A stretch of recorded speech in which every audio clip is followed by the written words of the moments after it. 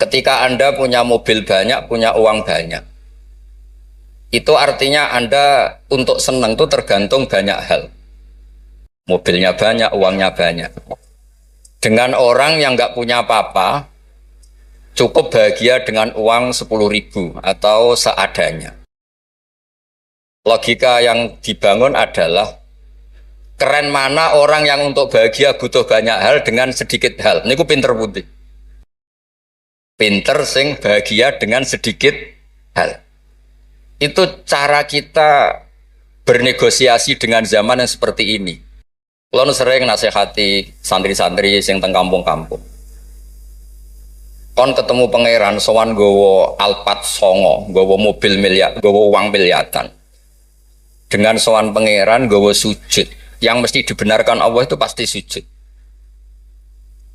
Nah sekarang itu niki wonten niki majelis mas saya ini wonten babar. Kalau sering menghindari dari acara-acara publik bukan karena apa-apa. Supaya orang itu terlatih nyaman dengan Allah Subhanahu wa taala. Kalau niku termasuk kalau boleh kalau sering cerita bakul, kecewa kalau boleh kecewa. Wong ape mulya wae ngenteni ngomong neng panggung, wong ngaji kok ngenteni neng panggung diundang. Itu biayanya mahal. Riyen mboten kiai ikhlas zaman Mbah Fayumi, Bude kula Mbah Hanid iku ketemu ngaji orang takok yo ngaji. Sakniki ngaji niku panggung, sound sistemnya rapi, kiyaine kecewa. MC-ne maklaran yang kecewa. Repot. Beragama itu menjadi mahal. Kalau nu sering ditanya sama sebagian gitu, kenapa Gus Jinan tidak jaga protokol dalam ilmu? Kalau cerita, dulu Rasulullah Shallallahu Alaihi Wasallam, niku melampah-melampah, gimana melampah-melampah? Niku tiang biasa nyegat di tenggalan. Ada perempuan Imro'atun min Khos'am. Niku Nabi pas masih berkendara, masih di atas unta. Ya Rasulullah, inna faridatawa ala ibadi adrokat abi syekhon kabiron. La yastatiu ayastamsika ala rohila. Wa fi riwayatin ayasbuta ala rohila. Niku boten terus Nabi tersinggung. Kok ning dalan, sowan, nggo gula mboten enten. Kula nu sering lampah-lampah teng pasar pandangan kalian anak kula sering ketemu ibu-ibu ditakoki, "Gus, beneran ketemu jenengan badhe sowan?" "Kowe apa? Badhe tanglet." Anak kula nu istikhadah. Senang kene ae gak repot. Jawab kalian ngadeg-ngadegan. Nak ke latihan kotes Mas Umar Faruk mboten saged mutolaah riyin. Gayane ngongkon sopan wong ya asline ya mutolaah sik nih. Niku jelas di jalan. Ya Rasulullah, jenengan iki badhe haji, sayang bapak kula niku pun lumpuh.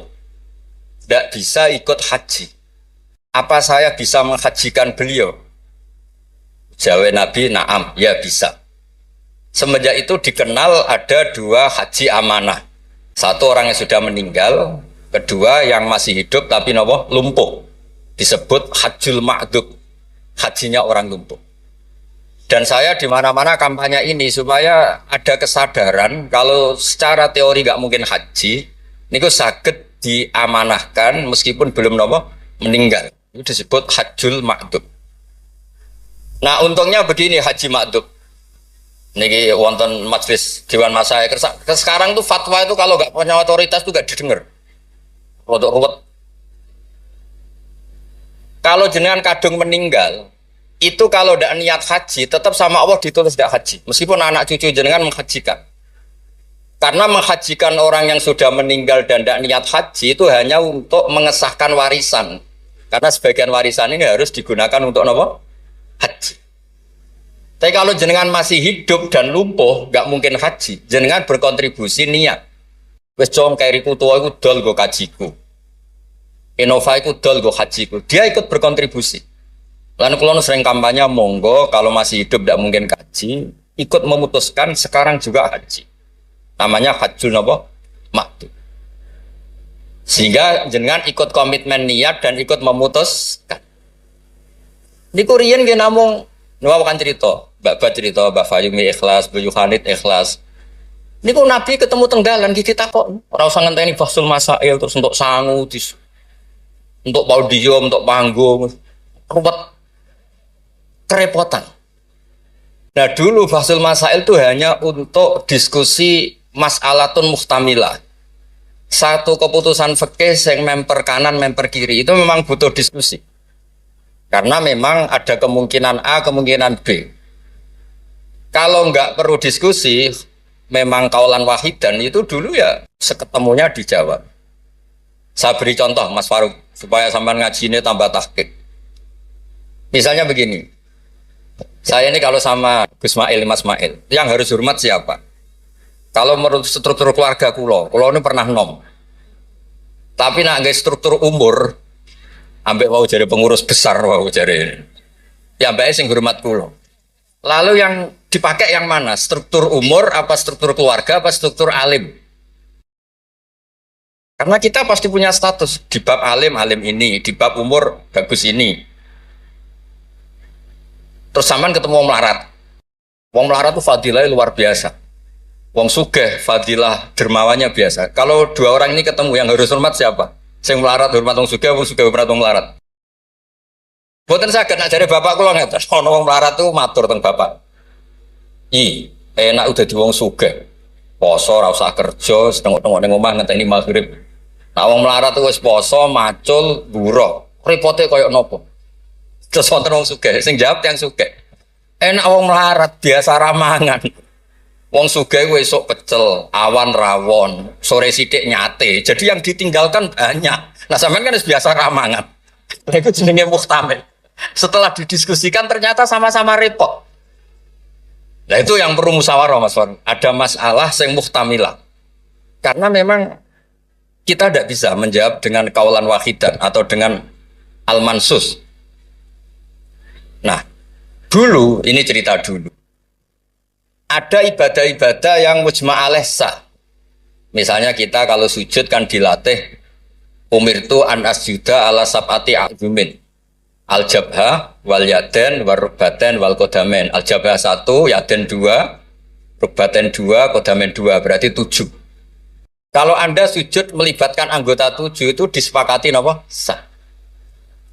Tapi ulama dulu zaman Imam Syafi'i, beliau zaman ngarang Al-Um itu sudah ngeper. Wa yahtamilu ayyasihas sujud bil jabhati faqat.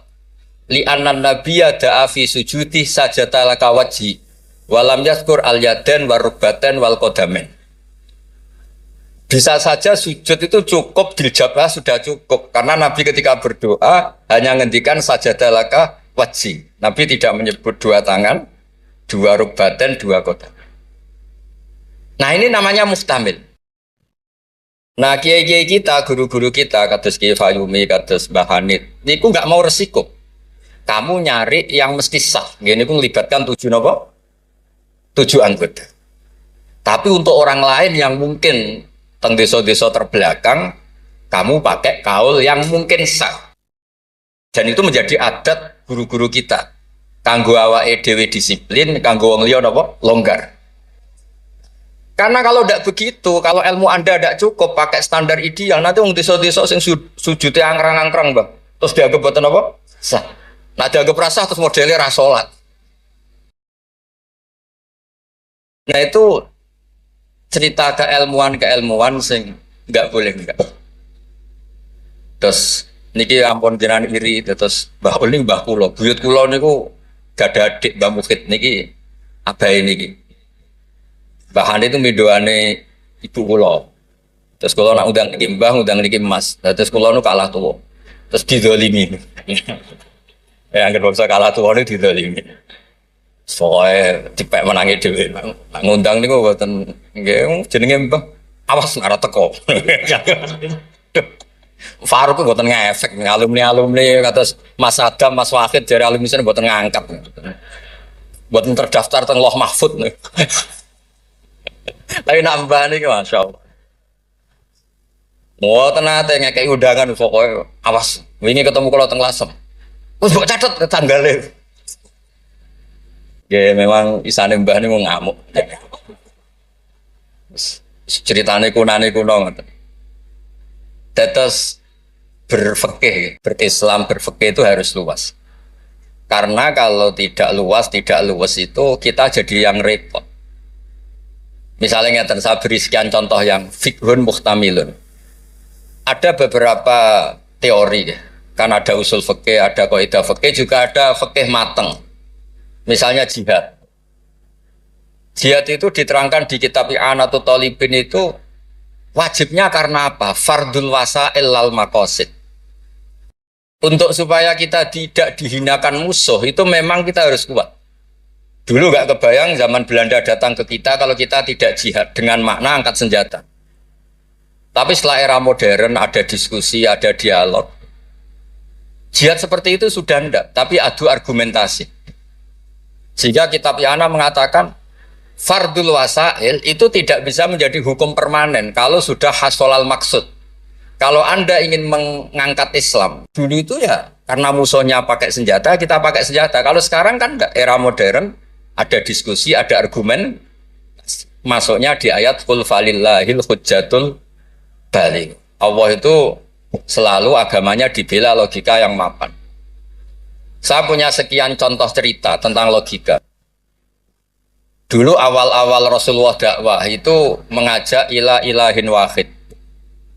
Kata orang-orang kafir, aja'alal alihata ilaha wahida innaha adalah syai'un ujab. Muhammad itu aneh, problem kita banyak, masalah kita banyak kok Tuhannya satu. Apa cukup untuk menyelesaikan problem kita? Jadi dulu orang Arab tuh mirip orang Cina.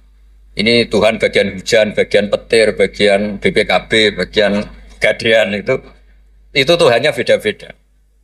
Sertifikat kok udah pinter. Tuhan bagian nangani widadari katanya Mas Mail. Terus ya sudah, logika itu matang sekali sehingga mereka diajak ke Tuhan satu itu mereka bilang innaha adalah syai'un ujab. Itu teori yang aneh Tuhan satu. Wong problem kita banyak kok Tuhannya hanya satu. Solusinya hanya satu. Lalu Nabi membalas dengan hujjah. Kata Nabi, andaikan kamu jadi buruh, jadi pekerja. Kemudian majikan kamu banyak, perintahnya beda-beda. Dan yang kalau nggak dituruti marah. Kamu menuruti satu, meninggalkan yang satu. Menuruti satu, meninggalkan yang satu. Mengabaikan yang satu. Enak mana punya majikan banyak sama majikan satu? Ya enak satu Muhammad. Mereka masih bilang Muhammad, belum Rasulullah. Terus kata Nabi, begitulah. Warabbukum sayyidukum. Tuhan kamu itu Tuhan kamu. Kalau banyak-banyak, kamu yang bingung. Ya sudah, Tuhannya satu aja. Itu hujjah, bukan pakai pedang, bukan pakai kekerasan. Akhirnya menjadi ayat darabawu matalar rajulan fi syuraka mutasyakisuna wa rajulan salamal lirajul. Bagi hal yastawiyani masalah, terus kata Allah alhamdulillah.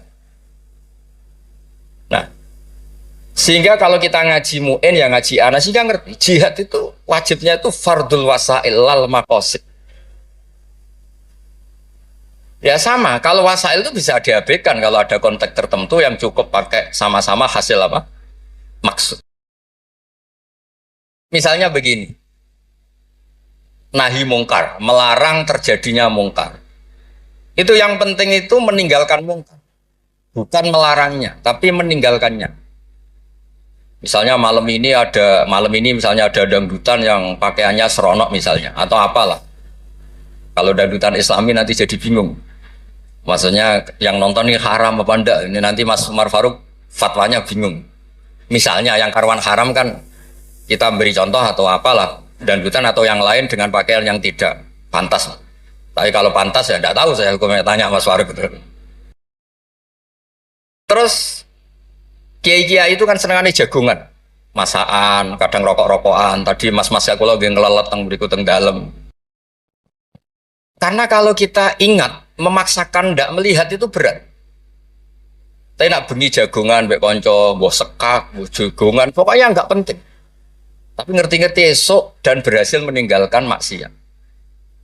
Sehingga kenapa kiai-kiai itu suka jagongan, suka guyon semalaman? Saya sering ditanya orang-orang Islam kota, kenapa sih Gus Kiai NU itu senang jagongan, masakan semalaman? Karena untuk melawan tidak ingin maksiat itu berat kalau kamu ingat-ingat ya. Ketoknya kok luwih menarik di bang yang di rumah misalnya, macam-macam lah, mau jenis selerane wong lanang. Tapi nak terus ditinggal masak terong, terus ngopi-ngopi, ngelelet, pokoknya apa lah. Ngerti-ngerti esok, maksiatnya wis bar. Itu lebih gampang. Itu namanya al-inkifaf anil ma'asi. Makanya Saizuddin bin Abdissalam punya teori innal ladzina yarmunal muhsanatil ghafilat. Kenapa orang baik disebut ghafilat? Orang-orang yang lupa. Karena untuk melawan ingin maksiat itu harus bil asbab asyaghilah, dengan faktor-faktor yang menyibukkan. Makanya nak jenengan dadi wong melarat tuh sing seneng. Dadi wong sugih sing seneng. Baru kayak wong melarat tuh sibuk golek ekonomi, wis ora kober. WA orang yang tidak mahramnya, yang tidak halal itu ora kober. Gara-gara mapan itu daftarnya banyak. Daftar sing kepengen dibidik. Artinya anggap saja dalam kefikiran itu ada asbab, ada sebab sing dadekno sibuk tidak maksiat. Ketika Anda kaya, anggap saja ada sebab yang menjadikan Anda bisa dermawan. Nah, ilmu seperti ini di pondok mulai gak dipelajari. Jadi kalau suwon, kalau bolak-balik matur. Kenapa baik sama banyak orang? Kalau nu sering nonton tonggo-tonggo mati, kalau sering cerita, kalau sering lepas jenazah tonggo-tonggo mati. Dia niki jenazah saya sangat. Bojone nganti protes. Apa lek Gus, bojoku suwengi-suwengi ku ndelok TV. Suwengi-suwengi bar ndelok TV ya turu ngorok. Kok jenengan puji-puji apik? Terus saya bilang, saya ini peneliti usul fikih kata saya. Kalau ada orang tidur itu gelarnya bukan ninggal tahajud dan ninggal witir, tapi tarokal ma'asiyah. Orang ini berarti ninggal apa? Maksiat. Susah ya apa sih husnudzon? Jadi kalau nak Pak Umar Faruk Pak Kiai SK, tadi mau Kiai tenan jare mau datang ngake SK. Ini cara turu suwengi, ini kalau puji, masya Allah huwa solihun. Wih mereka tarokal maksiat kullah, semalaman ninggal semua maksiat. Buat apa? Karena hanya dengan cara logika usul fikih itu kamu tahu kualitas ayat wa min ayatihi manamukum billaili wan nahar. Tanpa ayat itu kamu tidak tahu, tanpa logika itu kamu tidak tahu. Wong ayatnya pangeran kok terima contohnya manamukum billail. Secara medis jelas kita butuh istirahat, sistem tubuh kita butuh jeda. Secara fikih barokatun naum niku tarkul mas. Lah kalau kepengen nih Mas Umar, Mas Ismail, jadi kiai itu kados kula. Punya pandangan yang luas sehingga menghormati yang lain itu gampang. Ono wong turu dari gak tahajud, iku kiai opo, ngeplok nak turu. Ya kiai tenan, wong ninggal maksiat ku top. Ninggal maksiat itu top. Terus turu ya penting. Maksudnya penting mas pancen ra ono gunane nggo turu apa-apa. Wiridan nggih marangerane salah tertarik nek wiridamu menjaluk. Iku menawa malaikat Mikael lu nak wongku melek susah, mesti jaluk. Karena hubungannya dengan pangeran jaluk tok. Lha nek sing wiridan kula seneng muji pangeran. Subhanallah wa bihamdi adada khalqi wa ridha nafsi. Kula nu jarang njaluk pangeran. Wong kula umpama kerja setengah menit, njaluk gaji ku isin. Pantese njaluk gaji kerja 8 jam 1 bulan njaluk gaji. Donga ngene tok 2 menit. Ya Allah, tine kadha wa kadha. Wong ra etika. Terus bukan maksud kula, kalau kita pakai ilmu itu semuanya menjadi mudah. Ya, kalau pakai ilmu itu semuanya menjadi apa? Mudah. Dulu para nabi-nabi dulu itu cara pandang itu pakai keilmuan. Dan itu yang disebut qul falillahil hujjatul baligh. Kula nu punya sekian cerita tentang logika-logika yang dibangun ulama. Ya kayak tadi misalnya sujud. Sujud itu 7 anggota harus terlibat. Itu mesti sah. Tapi nyatanya Nabi pernah sungkeman yang pangeran hanya ngendikan sajadalaka wajhi. Walam yazkur al-yadan warubatan wal qadar. Terus kedua masalah murtad. Untuk menjadi murtad itu orang sujud ke selain Allah. Mosok saya murtad ngenteni 7 anggota tubuh. Sekedar watul jabha ke selain Allah itu bisa berstatus apa? Murtad. Nah itu namanya fikih yang muhtamil. Tapi guru-guru kita meskipun bacaannya banyak tetap ngajari kita sujud yang tidak resiko. Gini ku pakai 7 apa? Anggota. Tapi jagani wong desa-desa sing mungkin lagi latihan Islam cara ibadah buatan apa sempurna. Di kalau cerita logika. Nabi Ibrahim alaihissalam, Nabi Musa, Nabi Isa. Niku kadang-kadang nyon sewu, saking senenge pangeran, niku pangeran yo diwarahi. Tapi buatan krono lama, buatan nggih saking senenge. Tapi barokahnya itu lahir fikih-fikih yang sekarang diwarisi umat Rasulullah Shallallahu Alaihi Wasallam. Bapak kula nu sering nak didik kula ngeten. Kancanan wong fasik ku haram. Wong mare katut nakal. Tapi nak diwalik, bina wong fasik iku apik. Iso bina anak kancanan. Iku pun mulai senam otak baleni malih. Sampeyan kancanan wong fasik itu enggak boleh. Nanti ketularan apa? Fasik. Tapi kalau bina orang fasik boleh ndak? Bina loh. Boleh kan? Bisa sunat, bisa wajib. Tapi kok iso bina anak kancanan. Meskipun agak berjudi sing katut sapa? Nah, sing katut apa sing soleh dadi fasik, apa sing fasik dadi soleh. Nah, dan seperti itu muhtamilun. Karena kita mau hukumi sunat, jebule sing soleh dadi fasik. Ngukumi haram ternyata banyak dari pertemanan ini sing fasik dadi soleh. Ada hal-hal yang kita tidak perlu ngambil keputusan karena ini nanti diuji di lapangan. Sebab itu Nabi itu nggak pernah ngambil kesimpulan baku di hal-hal yang sifatnya apa? Sosial. Ayat fa'fu anhum wasfah ya banyak, ayat tegas ya banyak, ayat setengah tegas, setengah nggak tegas ya banyak. Karena di bab-bab sosial itu ada muktadul hal, ada kondisional. Nah ini yang masalah-masalah sing wau didawakan Mbak Fayumi, Mbak Hanit itu seneng ilmu. Di sejarah agak unik tentang keluarga kulo. Ibu kulo namanya Yohanit. Yohanit itu nama ibunya Nabi Musa. Kebetulan punya mbak Minduan namanya Yohanit juga mondok. Mondok teng Joso terus mulai itu disenengi mbah kulo. Terus rabi terus Mbak Ul. Buyut kulo. Terus badhe Mbak Mukhid wafat angsal Mbak Fayumi. Terus Mbak Hanit riyen cerita kulo, aku di bojo loro iku ahli falak kabeh. Riyen Mbak Mukhid enggak ahli falak, Mbak Fayumi ahli. Modelnya anak ibu ora krungu nak diceritani alime bapak es. Kok wedi kon niru. Kula roh lah kelakuane Gus-gus kula roh hafal. Jadi agar diceritani alime abae iku ibu tawadhu, ibu nak kon niru apa tadi. Terus kula suwun lah di bab-bab tertentu itu baca itu harus banyak. Kula gadah kitab namanya Khilyatul Auliya. Niki cerita terakhir kula. Wonten orang tabiin itu alim alama mimman yutawassalu bihi, orang yang termasuk dipakai wasilah saking soleh, namanya Muhammad bin Munkadir niku muridnya Jabir bin Abdullah. Niku nak wonten tiang fasik mati misalnya nyuwun sewu ana wong kok mati oplosan niku kesusu nyolati. Padahal mainstream ahli fikih saat itu kalau ada orang fasik meninggal sebaiknya yang sholat jangan banyak-banyak. Mau nggo syarat gugoro fardhu napa kifayah. Saya ulang lagi, mainstream fatwa saat itu nek ana wong fasik mati sing salat aja akeh-akeh. Mau nggo syarat gugoro fardhu napa kifayah. Nanti kalau semuanya ikut mensolati dikira gak ada bedanya orang soleh dan orang napa fasik.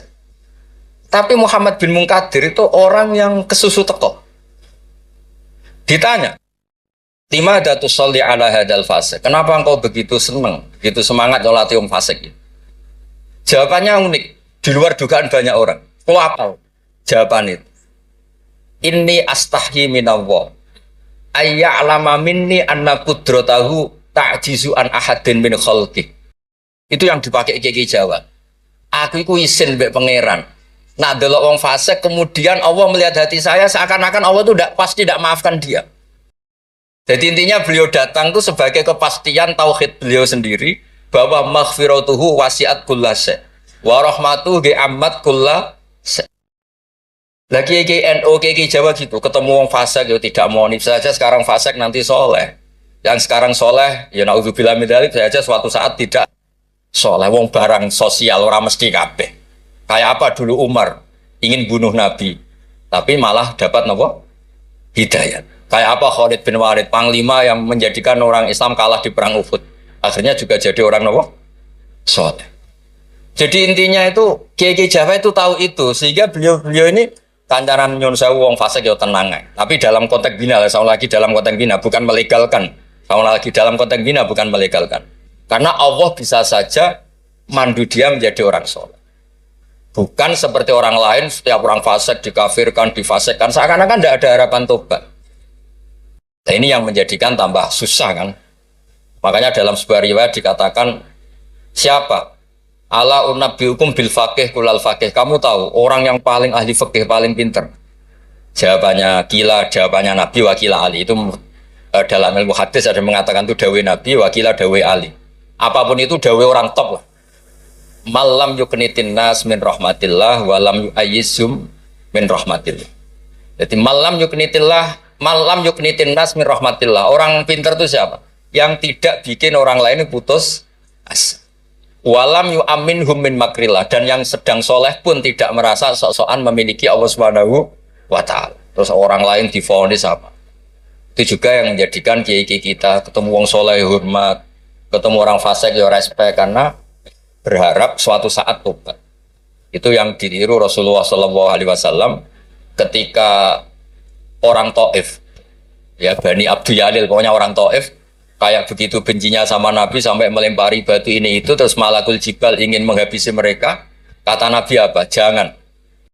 Inilah arju ayyukhrijawah min aslabihim ma ya'budu wa la yusyriku bihi syai'an. Bisa saja bapaknya begini, tapi suatu saat anak-anaknya jadi orang yang luar biasa. Dan itu yang sekarang kelihatan. Sering ada wisuda tahfidz itu yang nangis itu bapaknya. Gus, kalau mau Quran ora iso, kok anak kula hafal Quran, napa kula niku ngipi. Wadah, kanca sing saged maca kitab bapake mboten roh Arab. Dari itu harapannya Nabi ya seperti itu. Nak bapake ra kena nggih napa? Anake. Ampun kados kula riyen di kanca mondok nuwakale ra karuan. Riyen kan mboten telepon, bapake disurati nak anake nakal, bocahe tenang ae. Bapak disurati pengurus kayak kok tenang. Bapak kula buta huruf wis tenang mawon. Bapak kula buta huruf. Nggih wonten sing mondok umur 2 tahun wis ngrasa pinter. Kampung kula terbelakang, Gus iso tahlil wis dak pintere pol.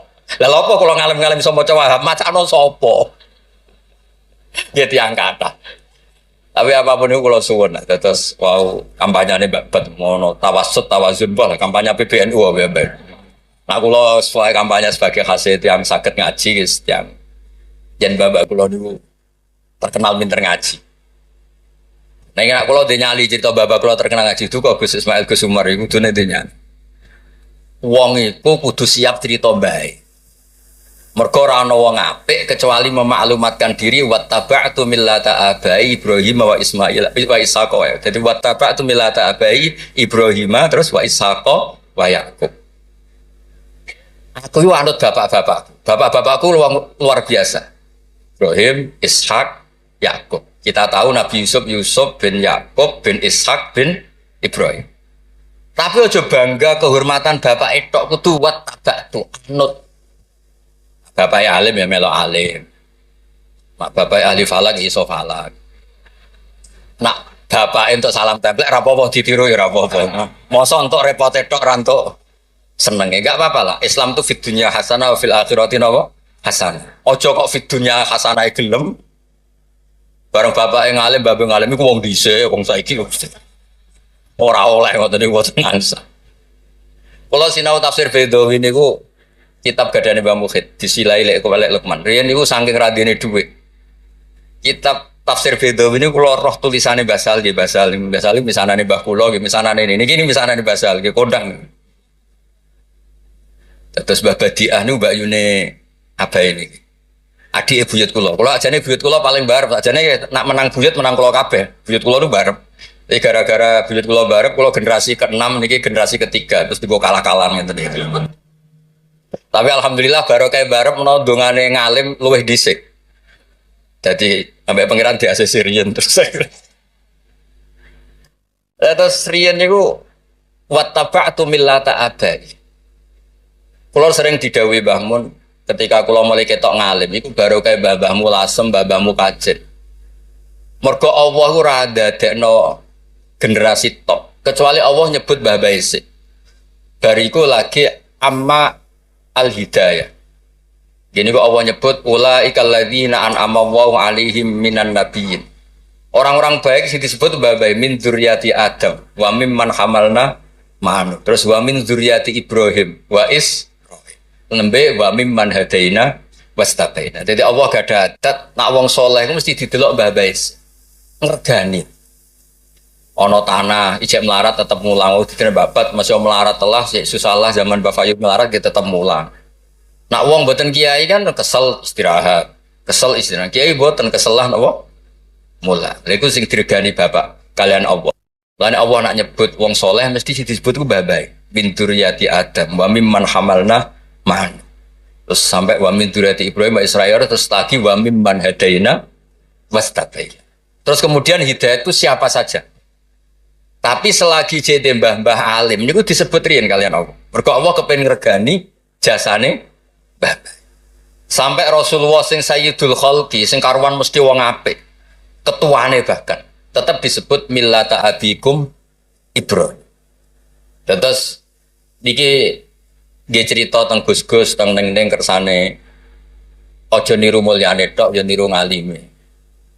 Anak mulyane wancen alumni ambek Gus ya tetep nyucup pokoke hormat mbek mantu ya nyucup serah ores walim ora pokoke cucap-cucup.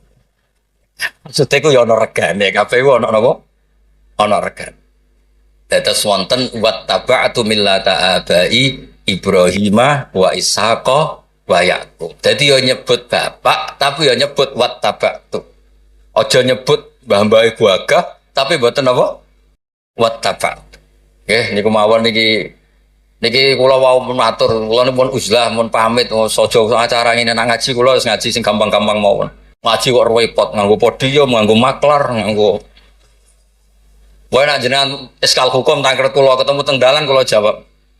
Kados wau imro'atun min khosam. Nabi nu gampang ketemu teng dalan ditakoki gitu dijawab. Sampeyan takok Kiai Faruk mesti teng dalan mboten sopan takok teng dalan. Jebule wau. Mutola. Lha kula nu sering didolano alumni-alumni sarang sing teng Papua teng pundi-pundi. Gus jenengan aja mati, Gus kula ora sida dadi kiai. Diangger ditakoki lu tangklet. Gus niku hukume piye? Nggak sore aku sibuk. Saiki Gus wong sing takok ngenteni. Bareng pun kula jawab nggih dijawab dekne kok pinter-pinter dhewe. Ya ora muni jare kula. Tapi wau jare ketikane babat kiai syarat ikhlas ngoten niku kula ya ora piye-piye. Ya mau gremeng sithik-sithik. Syarat ikhlas. Dadi kula niku urip didongakno kiai-kiai sing ora jelas niku sing digo takok-takokan. Nggih lumayan lah ono gunane no. Ya, wassalamualaikum warahmatullahi wabarakatuh.